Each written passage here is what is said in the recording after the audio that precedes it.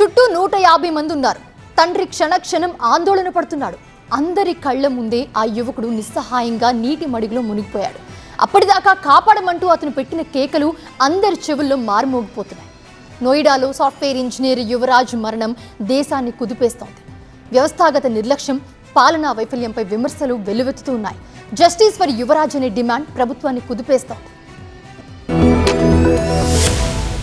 దేశంలో నిత్యం వేల ప్రమాదాలు జరుగుతుంటాయి, వందల ప్రాణాలు పోతుంటాయి. కానీ ఆ చావు మాత్రం అలా కాదు. వ్యవస్థ నిర్లక్ష్యం 27 ఏళ్ల టెక్కి ప్రాణాన్ని తీసింది. గంటన్నర సమయం ఉన్నా కాపాడలేని నిస్సహాయిత పాలనా యంత్రాంగంలోని డొల్లతనాన్ని బయటపెట్టింది. కళ్ల ముందే ప్రాణాలు పోతున్నా కాపాడలేకపోయిన నిస్సహాయ వ్యవస్థపై జనం దుమ్మెత్తిపోస్తున్నారు. నోయిడాలో ఇంజనీర్ యువరాజ్ మెహతా మరణం దేశాన్ని కుదిపేసింది. గొయ్యి తవ్విన కాంట్రాక్టర్ పై పట్టించుకోని అధికారులపై యాక్షన్ మొదలైంది. ఎలా జరిగిందో నిజాల నిగ్గుదేల్చేందుకు ఏర్పాటైన సిట్ బురద తవ్వుతోంది. కానీ పోయిన ప్రాణం తిరిగి రాదుగా, ఈ వ్యవస్థలో మార్పు రాదుగా. కొన్నాళ్లు పోయాక అంతా మళ్లీ మామూలే. కొడుకు చావు కేకల్ని ప్రత్యక్షంగా విన్న ఆ తండ్రికి నిద్ర పట్టడం లేదు. అందుకే కొడుకు ఫోన్ వచ్చిన మరుక్షణమే సమాచారం ఇచ్చినా అధికార యంత్రాంగం కాపాడలేకపోయిందని యువరాజ్ తండ్రి కుమిలిపోతున్నాడు. దీనికి సమాధానం కోరుతున్నాడు ఆ తండ్రి. ముఖ్యమంత్రి యోగి ఆదిత్యనాథ్ ను కలవాలని కోరుకుంటున్నాడు. పొగమంచులో దారి కనిపించక 12 గంటల ప్రాంతంలో యువరాజ్ కారు రోడ్డు పక్కనున్న లోతైన కాలువలోకి దూసుకుపోయింది. కొడుకు నుంచి ఫోన్ అందుకున్న మరుక్షణమే పోలీసులకు తండ్రి సమాచారం ఇచ్చాడు. గానీ సహాయక చర్యలు ఆలస్యమయ్యాయి.